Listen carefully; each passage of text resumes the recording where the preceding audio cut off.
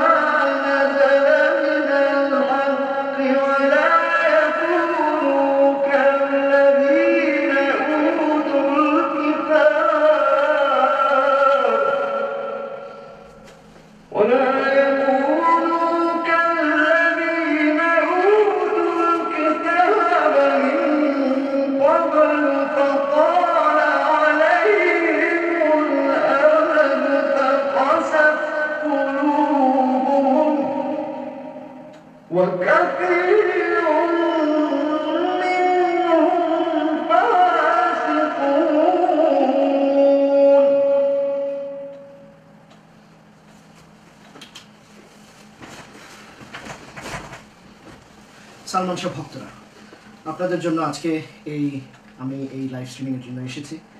আপনারা অনেকের সাথে আমার কথা হয়েছে বিগত কতদিন এই স্ট্রিমিংটা বের হওয়ার পরে।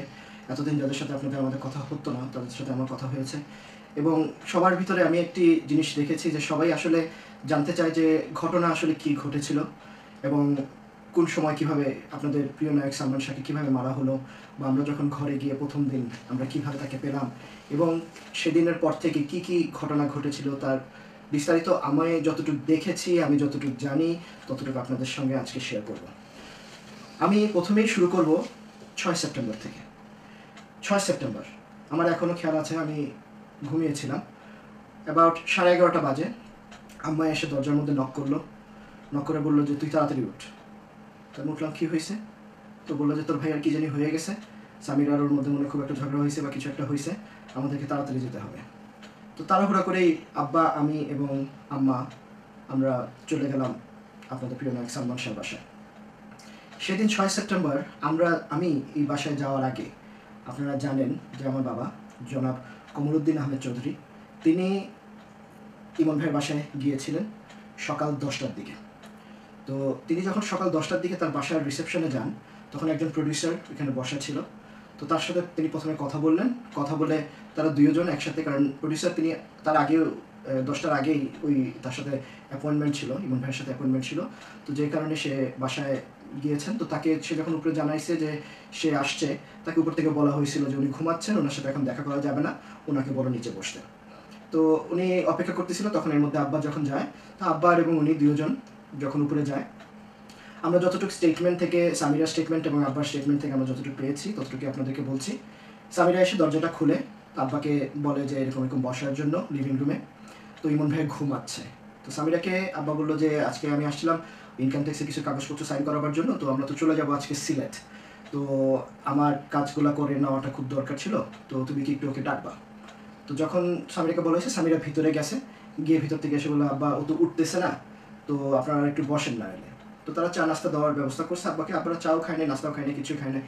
আব্বা এবং এই প্রডিউসার যিনি ছিলেন তারা প্রায় 1 থেকে 1.5 ঘন্টার মতন সময়, 1 ঘন্টার মতন সময়, আমি যতটুকু জানি 1 ঘন্টার মতন 10টা থেকে 11টা পর্যন্ত তারা তার জন্য অপেক্ষা করলেন। করার পরেও যখন দেখা যাচ্ছে যে সে উঠতেছে না, তখন সামিরাকে বললেন যে দেখো আমরা তো সিলেট চলে যাব, দেরিও হয়ে যাচ্ছে, তো আমি একটা কাজ করি, তোমার শাশুড়িকে নিয়ে আমি আসবো না, তো বাই দিস টাইম সে উঠে ফ্রেশ ট্রেশ হয়ে যায়। তো উনি, আমার আব্বা এবং এই প্রডিউসার দুজন তারা একসাথে ঘর থেকে বের হয়ে যায়। বের হয়ে আমাদের যে বাসাটা, যে ইস্কাটনের যে ফ্ল্যাটটা যেটাতে ইমন ভাই থাকতো, সেই ফ্ল্যাট এবং আমাদের গ্রিন রোডের বাসা পান্থপথে, আপনারা সবাই চিনবেন বনফুল মিষ্টির যে দোকানটা, এটা ঠিক পিছনেই আমাদের বাসা ছিল, গ্রিন রোডের বাসাটা। এই দুইটা বাসার ভিতরে খুব একটা কিন্তু দূরত্ব ছিল না, বেশি হলে গাড়িতে আপনার যেতে আসতে 10 মিনিট থেকে 15 মিনিট ম্যাক্সিমাম গাড়িতে লাগে। তারপর ঘরে আসেন অ্যাবাউট 11:15। তো 11:30টার দিকে আমরা হঠাৎ করে এই ফোনটা পাই, তারপর আমরা ওই বাসায় যাই। তো ঘরে ঢোকার সময় যখন আমরা ঘরের উপরে যখন ফ্ল্যাটের দিকে যখন আমরা নিচে আসি, আমরা যখন নিচে আসলাম, নিচে এসে জিজ্ঞেস কী হয়েছে, তখন বললো জানি না, ভাইয়ের জন্য কী যেন একটা হয়েছে, তো আপনারা উপরে গেলেই জানতে পারেন। তো আমরা উপরে গেলাম, গিয়ে দেখি দরজা খোলা, বাসার মধ্যে খুব একটা বেশি না, সামিরা ছিল এক কোণার মধ্যে বসা। ওই আপনাদেরকে বলে দিই, সালমান শাহ ফ্ল্যাটটা যেটা ছিল, যে ইস্কাটনের 11/B, এই ফ্ল্যাটটার টোটাল স্কোয়ার ফিট ছিল 1600 স্কোয়ার ফিটের একটা ফ্ল্যাট। তো 1600 স্কোয়ার ফিটের ফ্ল্যাটে আমরা যখন প্যাসেজ দিয়ে ঢুকি, প্যাসেজ দিয়ে ঢুকতে একটা ডোর আছে লেফটের দিকে, এই লেফটের দিকে ডোর ঢুকলে আপনি একটা বড় একটা রুম পাবেন, যেটা হচ্ছে তার লিভিং কাম ডাইনিং, এবং এই ঢুকার ডান দিকে একটা স্টোর রুমের মতন ছিল। সামনের দিকে সোজা যদি আপনি চলে যান, একটা ছোট্ট একটা বারান্দা, একটা বাথরুম ছিল, এবং বাথরুমের সাথে এটা সার্ভেন্ট টয়লেট, এবং বাথরুমের পাশেই কিচেনটা ছিল। তো এই ছিল ঢুকার অবস্থা। তো ডাইনিং রুমের পাশে একটা প্যাসেজের মতন আবার ডান দিকে চলে যায়। প্যাসেজের এই ডান দিকে প্রথমে একটা রুম, লেফটের একটা রুম। এই রুমে সাধারণত আমি যখন থাকতাম তখন এই রুমটা আমি ব্যবহার করতাম। আর এর পরের যে রুমটা, এই রুমটা হচ্ছে যে রুমে বলা হচ্ছে যে সালমান শাহ মারা গিয়েছেন, সেই রুমটা, যেটা সালমান শাহ ড্রেসিং রুম। এর ঠিক সামনেই হচ্ছে বাথরুম, যেখানে আপনারা দেখেছেন যে বিগত দিনে আপনারা যেগুলো ছবি দেখেছেন, যেখানে আপনার দা এবং বটিদা যেটা পাওয়া গিয়েছে, এবং একটা কাপড়ের কিছু ভিজা কাপড় এখানে একটা বাকেটের মধ্যে পাওয়া গিয়েছে, সেটা হচ্ছে সেই বাথরুম। এবং তার ডান দিকের যে রুমটা, ঠিক সামনে এই ড্রেসিং রুম, এবং তার বেডরুমটা ছিল ঠিক সামনাসামনি, একটা ফেস টু ফেস অপোজিট। এবং তার বেডরুমের মধ্যে একটা অ্যাটাচ টয়লেট ছিল, একটা ছোট্ট বাথরুম ছিল, এবং একটা ছোট্ট একটা স্টোর রুম ওই বেডরুমের মধ্যে ছিল। তো যখন আমরা প্যাসেজ দিয়ে যখন আমরা সালমান শাহর বেডরুমের ভিতরে যখন আমরা প্রথমে ঢুকি, আমি কিছু ছবির এখানে আপনাদের জন্য আমি ব্যবহার করব, যে এই ছবিগুলো যেগুলো আপনাদেরকে দেখানো হবে আজকে, এই ছবিগুলো অলসো আমার এই শাহানান চৌধুরী ফেসবুক পেজে আপনারা সব ছবিগুলো দেখতে পাবেন। এই ছবিটা যদি আপনারা একটু দেখেন, আপনাদের প্রিয় নায়ক সালমান শাহ বেডের ঠিক এই জায়গাটাতে, এখানে একটা কুলবালিশ আছে, আমি জানি না আপনারা দেখতে পাচ্ছেন কিনা, এখানে একটা কুলবালিশ আছে, দুইটা পিলো, এবং ঠিক এই কুলবালিশটার উপরে আপনাদের সালমান শাহ এইখানে শুয়েছিলেন। আপনাদের প্রিয় নায়ক এই জায়গাটাতে শুয়েছিলেন, খুব স্বাভাবিকভাবে একটা হাফ প্যান্ট পরা, একটা হলুদ রঙের গেঞ্জি পরা, সে এইখানে শুয়েছিল। বিছনাটার ঠিক এই জায়গাটাতে, যেখানে আমি কলম দিয়ে আপনাদেরকে দেখাচ্ছি, ঠিক এই জায়গাটাতে একজন বেটা মানুষ এখানে বসা ছিল, সে ভাইয়ার গায়ের মধ্যে তেল দিচ্ছিল। এবং এই বাম দিকে এই বিছানার এই সাইডে আরেকটা মানুষ ছিল, সেও গায়ের মধ্যে তেল দিচ্ছিল। তো যখন ভাইয়াকে দেখলাম, আমি ওয়াজ দি ফার্স্ট পার্সন, আমি এই যে ছবিগুলো আপনাদেরকে আজকে দেখাবো বা দেখাচ্ছি, এই সবগুলো ছবি আমি আমার নিজের হাতে তোলা। যখন আমরা 4-5 দিন পরে, এটা হচ্ছে 9 তারিখ, এই ছবিগুলোর মধ্যে ডেট আছে, 9 তারিখে যখন আমরা ডিবিডিসি কে নিয়ে, যখন পুলিশকে নিয়ে যখন সিল ভেঙে যখন আমরা ঘরে ঢুকি, তার পরপরই এই ছবিগুলো তোলা হয়েছে। তো এই ছবির মধ্যে আপনারা দেখতে পাবেন যে মানে এই ঘরের অবস্থাটা কী ছিল। আপনারা যদি একটু খেয়াল করেন, এই ছবির মধ্যে একটা জিনিস আপনারা খেয়াল করবেন, যে বিছনার যে পিলোটা আছে, পিলোর উপরে একটা রিমোট কন্ট্রোল এখানে আছে, আপনারা একটু খেয়াল করে দেখবেন, এখানে একটা রিমোট কন্ট্রোল আছে। আমার প্রশ্ন হচ্ছে, যদি সামিরা আব্বা যখন 11টার সময় ফেরত আসার পরে সামিরা কথায় এবং সে গিয়ে বিছনায় শোয়, সে যদি বিছনায় শয়, তাহলে এই রিমোট কন্ট্রোলটা এখানে থাকার আমি কোনো যুক্তি দেখি না। তো সে আসলে এখানে কিছুই শয় নাই, এখানে সে এটা বলতেছে যে তার স্টেটমেন্ট অনুযায়ী যে সে ফেরত রুমে যায়, তারপরে তাকে এসে রুমের থেকে ডাকা হয়। তো আমার কাছে লাগতেছে যে এই জিনিসগুলো সব কিছুই যেগুলো আপনারা দেখতেছেন এখন, এই জিনিসগুলো সালমান শাহকে হত্যা করার পরে ঘরটাকে আবার ঠিক করা হয়েছে। তো এখানে ছিল একটা বেটা মানুষ, এখানে বেশ বড়সড় 6 ফুট 3 ইঞ্চি কালো রঙের, তার মুখ আমি কোনোদিনই ভুলবো না, এখনও যদি আমি দেখি তাকে, আমি তাকে চিনতে পারবো। এবং এইখানে আরেকটা মানুষ ছিল যে শরীরের মধ্যে তেল ব্যবহার করছিল। এবং এই হচ্ছে সেই দুইটা তেলের সেকেন্ড, আপনারা একটু ধরেন, এই যে তেলের, এটা হচ্ছে সালমান শাহ বেডরুমের যেখানে সে ঘুমাতো, তার ঠিক আপনার যেখানে বেডটা ছিল জানলার দিকে, ঠিক আমি এখন যেখানে যে পজিশনে বসে আছি তার ঠিক সামনে। এবং এটা ছিল ডান দিকে, এই ড্রেসিং টেবিলটা ছিল ডান দিকে, এবং এই যে দুইটা তেলের কন্টেনার আপনারা দেখছেন, আমি জানি না আপনারা দেখতে পাচ্ছেন কিনা, কিন্তু এই ছবিগুলো পরিষ্কার দেখা যাবে, আমি আমার ফেসবুকে আমরা লাইভ করে দিব। তো এই দুইটা তেলের ছিল ঘরের মধ্যে, যে তারা তেল দিচ্ছিল তার শরীরের মধ্যে। তো যখন আমরা সালমান শাহকে এই অবস্থায় দেখি যে গায়ের মধ্যে তেল দিচ্ছিল, আমি ব্যক্তিগতভাবে আমি মনে করছিলাম হয়তো আমার ভাই ফিট হয়ে গেছে বা কিছু হয়ে গেছে, যে শরীর ঠান্ডা হয়ে যাচ্ছে এই জন্য তেল দিচ্ছিল। বাট আমি তখনও কিন্তু আসলে আমি জানি না যে ভাইয়াকে হত্যা করা হয়েছে বা তারা বলতে চাচ্ছে আত্মহত্যা, সেটা কিন্তু আমি তখনও জানি না। তো যখন আমি ভাইয়ার কাছে যখন গেলাম, গিয়ে যখন আমি তার গলাটার দিকে যখন হাত দিলাম, তখন আমি দেখি একটা দাগের মতন এই জায়গাটাতে একটা দাগ, এবং দাগটা দেখে আমার খুব ভয় লাগছিল, বিশ্বাস করেন আমার খুবই ভয় লাগছিল। তখন আমি বলতেছিলাম আম্মাকে যে আব্বা, আম্মা তখন এই রুমের মধ্যে কিন্তু আব্বা, আমি এবং আম্মা তিনজনই ছিলাম। আমরা বলতেছিলাম ইমন ভাইয়ের কি জানি হয়ে গেছে, ইমন ভাইকে হসপিটালে নেওয়া উচিত। এবং সেই মুহূর্তে আমরা ধরাধরি করে আরও কয়েকজন মানুষ ছিল, আমার ঠিক খেয়াল নেই আমাদের সাথে কে ছিল, বাট আরও কয়েকজন মানুষ ছিল, আমরা বেশ কয়েকজন মিলে আপনাদের প্রিয় নায়ককে, সালমান শাহকে প্যাসেজ তার এই লবির দিকে নিয়ে এসে আমরা সিঁড়ি দিয়ে লিফটের থেকে আমরা নিচে এসে আমাদের গাড়িতে উঠাই। যখন আমরা গাড়িতে উঠাই তখন আরেকজন, আমি আপনাকে নামটা একটা সেকেন্ড,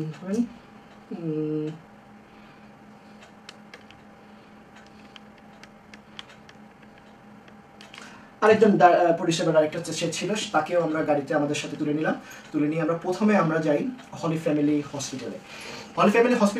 পৌঁছতে আমাদের ধরেন বাসার থেকে ঠিক হলি ফ্যামিলি হসপিটালটা সালমান শাহর বাসার ঠিক পিছনেই ছিল, অ্যাবাউট 5 থেকে 6 মিনিট বা বেশি হলে 10 মিনিট সময় গাড়িতে লাগার কথা, এর থেকে বেশি লাগার কথা না। তো অ্যাবাউট 12:15টার সময় আমরা হলি ফ্যামিলি হাসপাতালে যাই। যখন আমরা হাসপাতালে যখন তাকে নামাই, তো তখন তাকে দেখেই তার হাতের পালসটা দেখলো যে সে আর জীবিত নেই। তো তখন বললো যে আমরা এখানে কিছুই করতে পারবো না, আমরা কোনো রকমের চেক করতে পারবো না, আপনারা এটা পুলিশ কেস, আপনারা এটা নিয়ে যেতে হবে ঢাকা মেডিকেল হাসপাতালে। তো আমরা তাদেরকে বারবারই রিকোয়েস্ট করছিলাম, প্লিজ একটা চেক করেন, একবার চেষ্টা করেন যে কি প্রবলেমটা কি হয়েছে, সে কি এখনো জীবিত না। তারা কোনো কিছুই আমাদেরকে বললো না বলে আমাদেরকে বেসিকলি আপনার ঢাকা মেডিকেল হসপিটালে পাঠিয়ে দেওয়া হলো। তো আমরা যখন ঢাকা মেডিকেল হসপিটালে গেলাম, তখন আনুমানিক টাইম হয়ে গেছে ধরেন 12:30 পৌনে 1টার মতন হয়ে গেছে ওইরকম সময়। তো ঢাকা মেডিকেল হসপিটালে গিয়ে তারা কনফার্ম করলো, আমরা বারবারই ডাক্তারকে বলতেছিলাম প্লিজ চেক করেন, তারা চেক করে দেখলো যে সে মারা গেছে। এবং আমরা যখন তাদেরকে বারবার ফোর্স করতেছিলাম, তখন তারা উঠে বললো উনি তো অনেক অ্যাটলিস্ট 6-7 ঘন্টা আগেই 5-6 ঘন্টা আগেই হয়তো বা মারা গেছে। তো তখন আমরা নিশ্চিত হলাম যে ইমন ভাই আর নাই। এর মধ্যেই আপনাদের প্রিয় নায়ক সালমান শাহ যখন যেদিন মারা যায় 6 সেপ্টেম্বর শুক্রবার, অসংখ্য মানুষ কোত্থেকে এই খবরটা পাইছে আমরা জানি না। তো ঢাকা মেডিকেল হসপিটাল পুরাই মানুষে একাকার হয়ে গেল, কারণ ওইখানে কাছে একটা আপনাদের হাইকোর্টের মাজার আছে, আপনারা জানেন। এখানে জুম্মার নামাজের পরে অনেকেই খবর পাইছে, সবাই ফিল্ম ইন্ডাস্ট্রির অনেকেই ওই সময় ঢাকা মেডিকেলে চলে আসলো। তো আব্বা, ইমন ভাইয়াকে, আমাকে, আম্মা সবাই তারা একটা ঢাকা দিয়ে একটা প্যাসেজের মতন একটা বারান্দার মতন আছে, যেখানে ঢুকে আমাদেরকে এখানে নেওয়া হলো এবং কলাপসিবল গেটটা লাগাই দেওয়া হলো। কলাপসিবল গেট লাগাই দিয়ে আমাকে আম্মা বললো যে তুই এখানে বস, আমরা আসতেছি বলে আমাকে ভাইয়ের কাছে রেখে দিয়ে তারা চলে গেছে। ইন মিনটাইম যখন আমরা হলি ফ্যামিলির থেকে যখন আমরা বাসা থেকে হলি ফ্যামিলিতে নিচ্ছিলাম, তখন আমরাও চেষ্টা করতেছিলাম যে তাকে মুখ দিয়ে ব্রিদিং দেওয়ার জন্য। তার হাত পা সব কিছু কিন্তু ঠান্ডা হয়ে গেছিলো ওই সময়, তখন আমরা চেষ্টা করছিলাম হাত পা গরম করার জন্য, ঠান্ডা হয়ে গেছে। 11:30 সময় একটা মানুষ মারা গেছে, এত তাড়াতাড়ি বডিটা ঠান্ডা হয়ে গেছে, এটা আসলে আমি বুঝে উঠতে পারিনি। এখন যখন এটা রিসার্চ করি, যখন চিন্তা করি, সব কিছুই কীরকম একটা ইয়ের মতন লাগে। তো চলুন নেক্সট যাবে। যখন আব্বা চলে গেল পুলিশকে আনার জন্য, যে ম্যাজিস্ট্রেটকে আনার জন্য তারা চলে গেল ইয়েতে, আমি আর ভাই ওইখানে অনেকক্ষণ আমি আমার ভাইয়ের মাথাটা হাতাইছি, তার চেহারা ছবি, তার মুখ টুক দেখতেছি, আমার খুব কেমন জানি লাগতেছিল। আপনার বিশ্বাস করবেন না, সেদিনের অনুভূতিটা আমার কাছে ঠিক কীরকম একটা ডিফারেন্ট টাইপের একটা অনুভূতি ছিল। আমার কাছে মনে হচ্ছিল ভাইয়া নাই, কিন্তু মনটা কাঁদতেছিল না, কীরকম খারাপও লাগতেছিল না, কীরকম একটা ডিফারেন্ট টাইপের একটা ফিলিং আমার কাছে ছিল। তো আধা ঘন্টা 15 মিনিট পরে দেখি আম্মা আসলো, আম্মা এসে কান্নাকাটি করতেছে ইমন ভাইকে নিয়ে। তো আমি আম্মাকে বললাম যে আম্মা তুমি একটু ভাইয়ের কাছে থাকো, আমি একটু আসতেছি, আমার একটু দরকার আছে। বিশ্বাস করেন ভাইয়া, আল্লাহ সাক্ষী, আমি নিজেও নামাজ পড়ি, তো আমি কোনো মিথ্যা কথা বলবো না। আমার সেই মুহূর্তে আমার খালি একটাই কথা মনে হয়েছে যে ভাবিকে জানানো উচিত যে ইমন ভাইয়া নাই। তো আমি ঢাকা মেডিকেল থেকে বের হয়ে একটা বেবি ট্যাক্সি নিয়ে আমার বন্ধু মাসুম, যে পল্টনে থাকে, তার বাসায় গেলাম। গিয়ে তার বাসার থেকে তাকে আমি তুলে তাকে আমি বললাম যে ভাইয়া মারা গেছে, এবং তাকে নিয়ে আমি বললাম যে চল আমাদের ভাবির এখানে যেতে হবে, ভাই এখানে নাই, আব্বা আর আম্মা মেডিকেলে আছে, তো আমরা গিয়ে ভাবিকে নিয়ে আসি। তারপরে আমরা চলে গেলাম ইস্কাটন প্লাজায় বাসা। ইস্কাটন প্লাজার বাসায় যখন আমি যাই তখন উপরে আমি লিফটের থেকে উপরে গেলাম, আমাকে রিসেপশনে কেউ কিছু বললো না, আমি লিফটের থেকে উপরে গেলাম। উপরে গিয়ে দরজাটা যখন খুলতে চাই তখন দরজাটা খোলাই ছিল। আমি প্যাসেজ থেকে ঢুকেই আমি দেখি যে সামিরা, এই রুবি সুলতানা এবং আরও কিছু মহিলা, আমি সবাইকে আমি চিনি না, বাট রুবি সুলতানা ছিল ওইখানে, আমার খেয়াল আছে ওই সময় রুবি সুলতানা ছিল ওখানে বসা ছিল এবং সামিরাকে খুব নর্মাল দেখাচ্ছিল, কোনো কান্নাকাটি না, কোনো কিচ্ছু না। আমি সামিরার হাতটা ধরে ওই আমি যে রুমটাতে শুতাম সেই রুমটাতে আমি নিয়ে গেলাম। তো আমার বন্ধু তখন দাঁড়িয়েছিল কিচেন এবং লিভিং রুমের মাঝখানে যে প্যাসেজটা সেখানে। তো রুমটাতে ঢোকার পরে আমি খালি দরজাটা লাগায় আমি খালি ভাবিকে বলছি যে ভাবি ইমন ভাই নাই, কী হয়েছে? আমি খালি এই শব্দটাই ব্যবহার করছি, কি হয়েছে আমাকে বল। সামিরা সঙ্গে সঙ্গে আমার পায়ের মধ্যে ধরে বললো, যে পায়ের কাছে বসে আমার পা ধরে বলতেছে ভাইয়া আমি কিচ্ছু করি নাই, আমি কিচ্ছু করি নাই। তো আমি তাকে জোর গলায় তখন আমি জিজ্ঞেস করতেছি আমাকে বলো কি হয়েছে। আমি খালি এতটুকু বলছি আমাকে বলো কি হয়েছে। তো তখন হঠাৎ করে দেখি সামিরা দরজাটা খুলে দিল একটা দৌড়, দরজাটা খুলে দিল দৌড়। এখন দৌড় দিছে, এখন বাইরে যখন চলে গেছে এই মহিলাগুলা সবগুলাই তার সাথে বের হয়ে চলে গেছে। তখন আমি প্যাসেজের মধ্যে এসে আমি চিন্তা করতেছি কী করবো, আমি মানে নিজে একটা হতভম্ব অবস্থা। তো আমি আমার বন্ধু মাসুমকে বললাম যে ঘরতালা মার। আমি গেলাম ইমন ভাইয়ের বেডরুমে ইমন ভাইয়ের বেডরুমে গিয়ে আমরা চাবি নিলাম, চাবি নিয়ে আমি ঘরটা তালা মারছি। রাইট, এখানে অনেক রকমের কথা বলা হচ্ছে যে ঘরের চাবি আমাদের কাছে কীভাবে আসছে না আসছে অনেক কিছু, কিন্তু ঘরটা তালা আমি মারছি। তালা মেরে আমি সিঁড়িতে উঠলাম, লিফটে উঠে আমি নিচে যখন নামতে যাই তখন আমার খুব সম্ভব এখন খেয়াল আছে 4th তলা 4th ফ্লোর বা 5th ফ্লোরে যখন আমি আসি তখন লিফটের দরজাটা হঠাৎ করে খুলে গেল। তো হঠাৎ করে খুলে গেল, দেখলাম যে সামিরা এবং 4-5 জন বেটা মানুষ তার সাথে ছিল ওই সময় এবং বলতেছে এই তো ওরা এরকম আঙুল দিয়ে বলতেছে এই তো ওরা। তো এইটা শুনতেই আমি লিফটের বাটনটা আবার প্রেস করে দিয়েছি এবং লিফটটা লেগে গিয়ে লিফটটা যখন নিচে চলে আসছে তখন আমাকে গেটের মধ্যে রিসেপশনে আমাকে আটকানো হলো। আমাকে বললো আপনি যেতে পারবেন না এখান থেকে বাইরে, আপনি উপরে কী বলে আসছেন এটা আপনাকে বলে যেতে হবে। আমি বললাম আমি কী বলে আসছি আমি তখন আর ওই লবির মধ্যে আমি আর দাঁড়িয়ে থাকতে চাইনি। আমি মাসুমকে বললাম মাসুম বাইরে চল। তো মাসুমকে নিয়ে আমি যখন গেটে আসলাম তখন দেখলাম তারা মেইন গেটটা কিন্তু সাধারণত খোলাই থাকতো, তো সেই মেইন গেটটা তারা লাগাই দিছে এবং হঠাৎ করে আমরা তাদের সাথে ধস্তাধস্তি করতেছি যে না খুলতে হবে, আমরা বের হয়ে যাবো, আমরা এখানে ভিতরে থাকবো না।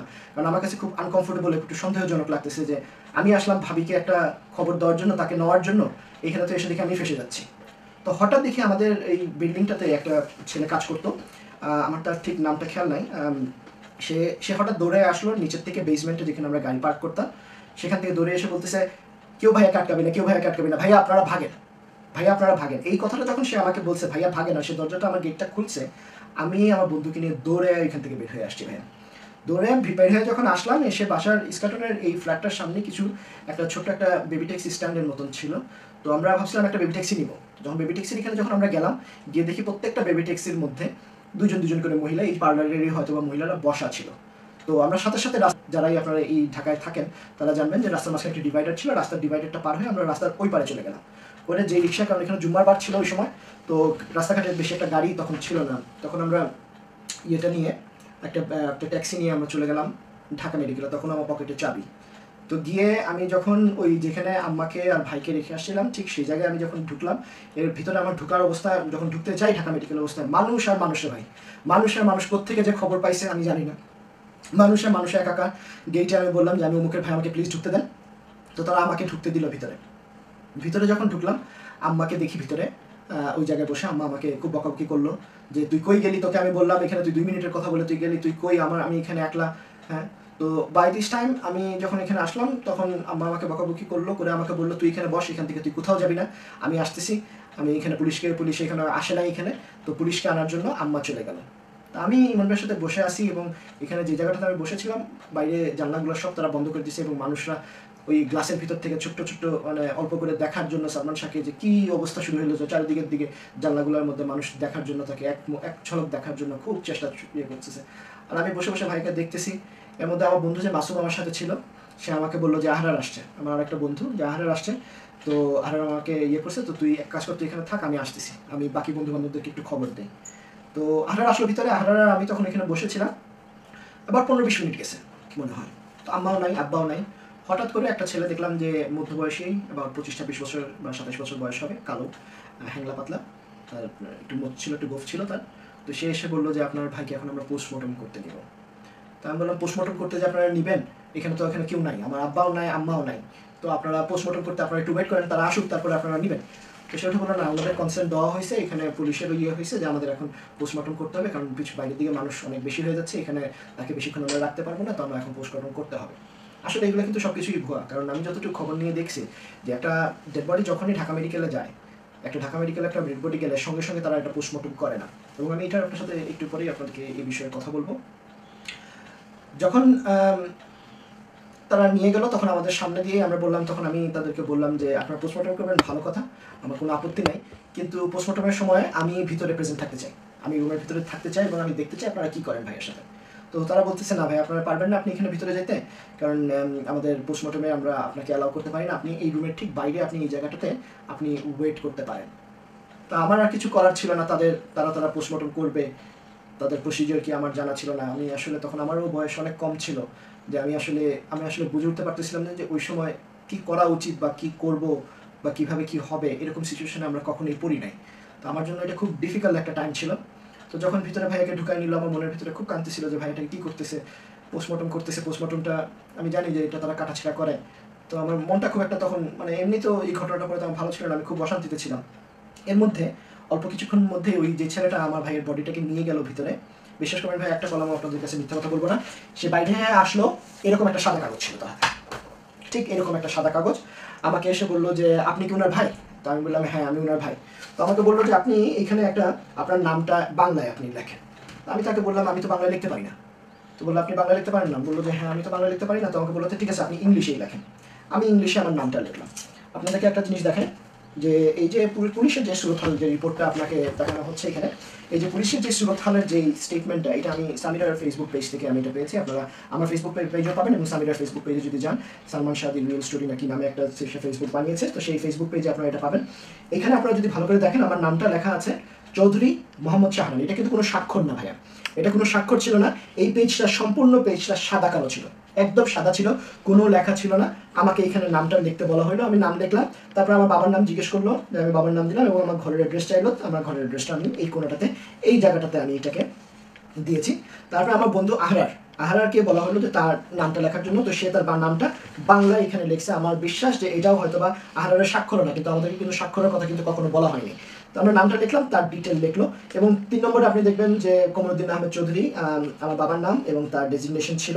চতুর্থতে ছিল বাদল খন্দকার, হ্যাঁ বাদল খন্দকার, সেই লোকটার নাম ছিল বাদল খন্দকার, যাকে নিয়ে আমরা হলি ফ্যামিলি এবং মেডিকেলে যাই। বাদল খন্দকার আমাদের সাথে ছিলেন, তো তার নামটা এখানে। এই যে লেখাগুলা, যে সুরতহালের যে রিপোর্টটা, এই রিপোর্টটা কিন্তু আমাদের সামনে কখনই করা হয়নি, ঠিক আছে?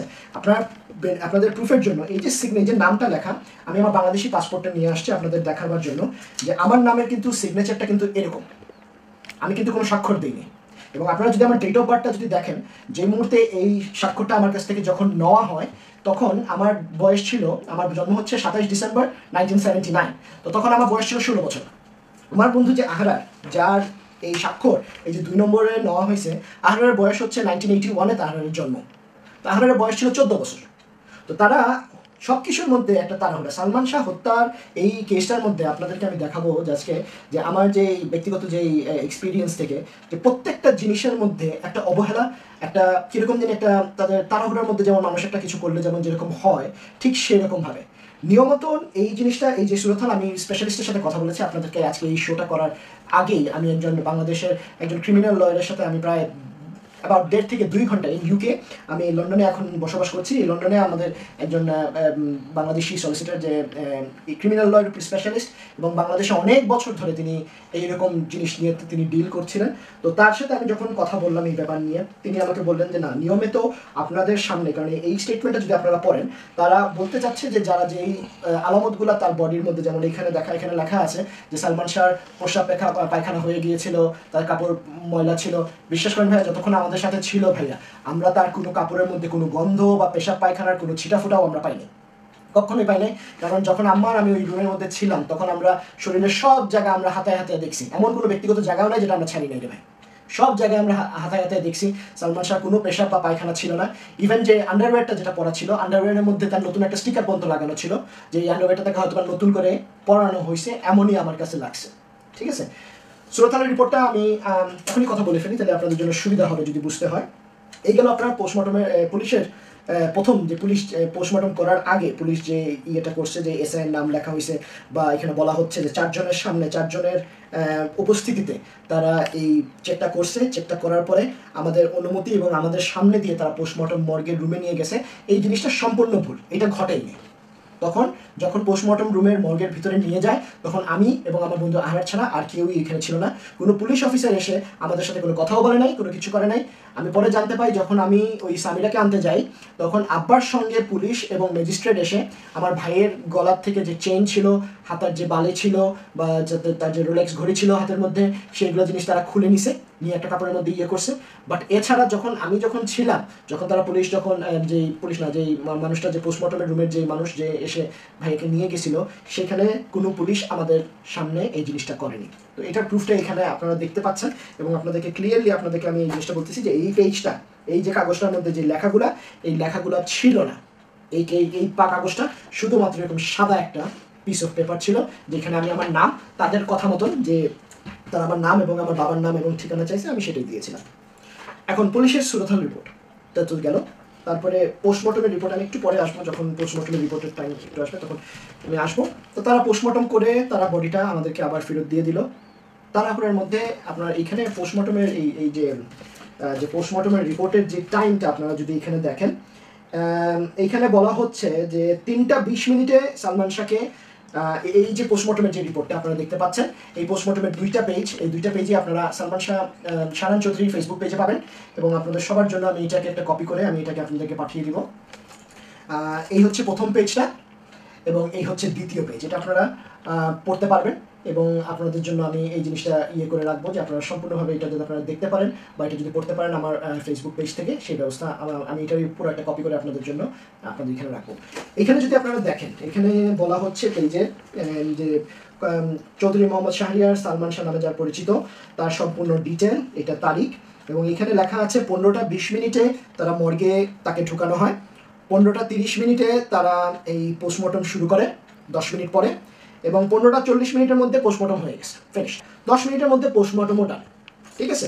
সব কিছু যেমন প্রি প্ল্যান, একটা ডেড বডি যাওয়ার সাথে সাথে পোস্টমর্টমের মানুষও রেডি, ডাক্তারও রেডি, সব কিছুই রেডি। তারা পোস্টমর্টমও করে দিল, বেশি থেকে বেশি 15 থেকে 20 মিনিটের মধ্যে তারা বডিটা বের করেও দিল।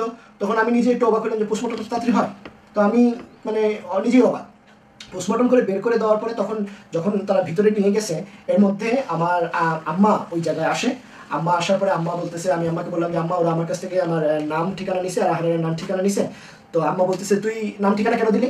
তো আমি বললাম যে আমি তো জানি না, আমাকে বলছে নাম ঠিকানা দেওয়ার জন্য, তো আমি নাম ঠিকানা দিছি। আমি কোনো কনসেন্ট ফর্মে বা কোনো কিছুতে কিন্তু কখনোই সাইন করি নাই ভাই। এটা আপনাদেরকে ক্লিয়ার করার জন্য আমি এটা বলতেছি যে এই জিনিসটা এরকমভাবে হয়েছে। তো তারা যখন ডেড বডি নিয়ে বাইরে হইলো, আম্মা শুরু করলো চিল্লাচিল্লি। ওই যে ছেলেটা আমাদের কাছ থেকে নাম নিছে যে আমি নাই, আমার হাজব্যান্ড এখানে নাই, তোমরা পোস্টমর্টম করার তোমাদেরকে রাইটটা কে দিছে, তোমাদেরকে এটার পারমিশন কে দিছে? তো তখন ওনারা উঠে বলতেছে যে পারমিশন বলে আমি আর এ দিছি, কিন্তু আমরা কিন্তু জানতামই না, আমাদের বয়স, আমরা নিজেরা বালিকও ছিলাম না তখন, 18 বছরও আমাদের বয়স হয় নাই। ভাইয়ের এত বড় একটা জিনিসের পারমিশন দেওয়ার আমার কোনো রাইটও ছিল না, বা তারা আমার কোনো বয়সও জিজ্ঞেস করে নাই, বা আমি জানতামও না। তো তারা তাড়াহুড়া করে পোস্টমর্টমটা শেষ করলো, শেষ করে বডিটা দিয়ে দিল। এবং কিছু কিছু মানুষ এই সময় কথাবার্তা শুরু করলো যে সালমান শাহর বডি মারা গেছে, তাকে যত তাড়াতাড়ি সম্ভব, আমার বাবাকে এই ব্রেন ওয়াশটা করা হলো যে যত তাড়াতাড়ি যদি তাকে দাফনের কাফন ব্যবস্থা করা যায় ততই ভালো, কারণ মানুষের মারা যাওয়ার পরে তার আত্মা কষ্ট পায়। তো তারা কোত্থেকে 4টা মাইক্রোবাস সাদা আসলো তা আমি জানি না। 4টা মাইক্রোবাসে করে আমি আম্মা, আমার আব্বা, আমরা এক মাইক্রোবাসে ইমন ভাইকে নিয়ে বসলাম, আরও কয়েকটা মাইক্রোবাস নিয়ে আমাদেরকে নিয়ে চলে যাওয়া হলো ঢাকা এফডিসিতে, যেখানে সে কাজ করতো, বাংলাদেশ এফডিসিতে তাকে নিয়ে যাওয়া হলো। এবং এফডিসিতে যাওয়ার পরে আহার আমার অন্য বন্ধুবান্ধব যারা ছিল সবাই বাই দিস টাইম চলে আসছে, এবং আহারকে আমি পাঠাইছি। আমি সেই সময়টা আমার এখনও খেয়াল আছে, এফডিসিতে যে মসজিদে আমি ভাইকে নিয়ে গেলাম, মসজিদের পিছনে একটা গোসলের জায়গা, ওই গোসলের জায়গাটার মধ্যে মানুষজন একটা ওয়াল ছিল, ওয়ালের উপর থেকে এসে দেখার চেষ্টা করতেছিল ভাইয়াকে কিভাবে রাখা হয়েছে। আমার ভাইয়ের গায়ে যে এই কাপড়টা যেটা পরানো হয়েছে, ওইটা আমার এই বন্ধু আহারের হজ করে আসছিল, তার হজের কাপড় দিয়ে তাকে আমরা ইয়ে করছিলাম। তো আহারকে আমি পাঠাইলাম যে তুই প্লিজ যা, তুই গিয়ে ঘর থেকে তোর ওই কাপড়টা নিয়ে আয়। তো আহার চলে গেল, আহার কাপড় নিয়ে আসলো। আমি বিশ্বাস করেন ভাইয়াকে যখন আমি গোসল করাইছি, শরীরের সম্পূর্ণ অঙ্গ, এক একটা অঙ্গ, মাথার চুল, ঘাড়, হাত, নোকের আঙ্গুল, এত পরিষ্কার একটা মানুষ, আমি সব কিছু আমি নিজের হাতে আমার ভাইকে গোসল করাইছি। ওই টাইমটা মনে করলে এখনো আমার নিজের কাছে খুব খারাপ লাগে। আমার ভাইয়ের মাথার একটা তারা যখন পোস্টমর্টম করে, তো ওই পোস্টমর্টমের মাথার একটা ছোট্ট একটা অংশ আমার হাতে আসে, এবং এই অংশটা আমার কাছে অনেকদিন ছিল। আমার এই জিনিসটা অনেকদিন আমার কাছে ছিল, যখন আমি তাকে গোসল করাই এটা আমার কাছে ছিল, আমার পকেটে ছিল, পরে আমি কীভাবে এটা হারিয়ে গেছি আমি জানি না। মাগরিবের ঠিক আগে আগে আপনাদের প্রিয় নায়ক সালমান শাহ ওইখানেই আসরের নামাজের পরেই তারা জানাজা পড়াইছে। সালমান শাহ কিন্তু একটাই জানাজা হয়েছে এফডিসিতে, আর কোনো জানাজা সালমান শাহ হয়নি। তো মাগরিবের নামাজের ঠিক আগে আগে তার জানাজাটা শেষ হলো, আমরা জানাজা পড়লাম, আমি গোসল করাইলাম, কাফন পরাইলাম। ওই মসজিদের যে ইমাম সাহেব উনিও আমাদের সাথে ছিলেন, আমাদেরকে সহযোগিতা করছেন, এবং আমরা কাফন টাফন পরায় আমরা গাড়ি নিয়ে ওই ইমাম ভাইয়ের ডেড বডি নিয়ে আরও কয়েকটা গাড়ি নিয়ে, মনে হয় তখন বাজে 7টা, 7:30, 8টা, 9টা এরকম হবে, 8টা 9টা হবে, আমরা গ্রিন রোডের বাসার দিকে চলে আসি। যখন আমরা গ্রিন রোডের বাসায় আসি, ভাই বিশ্বাস করবেন না, আপনারা চিন্তা করতে পারবেন না, পুরো গ্রিন রোড বলেছে মানুষ আর মানুষ আর মানুষ, একাকার মানুষ ছাড়া আমি যে গাড়িটা যে ঢুকাবো বা আমরা যে গাড়ি ঢুকাবো আমাদের যে গলিটা দিয়ে, সেটাও সম্ভব না। মানে এত মানুষ পুরো গ্রিন রোডে, আমাদের বাসার সামনে যে রাস্তা ছিল, যে সিঁড়ি ছিল আমরা যে উপরে যাওয়ার, উফ, it was like mad, it was absolutely mad. এমন তো এই সময় আমি দেখলাম যে আমার খালা চিটাং থেকে আসলো, আমার অন্য চাচা সবাই এসে পৌঁছে গেছে আমাদের বাসার মধ্যে। আমি ঘরে ঢুকলাম, আব্বার পিস্তলটা নিল, 2-1 কাপড় চোপড় আম্মা তাড়াহুড়ো করে, আব্বা কোথায়, আম্মা কোথায়, আমি কোন দিকে আসছি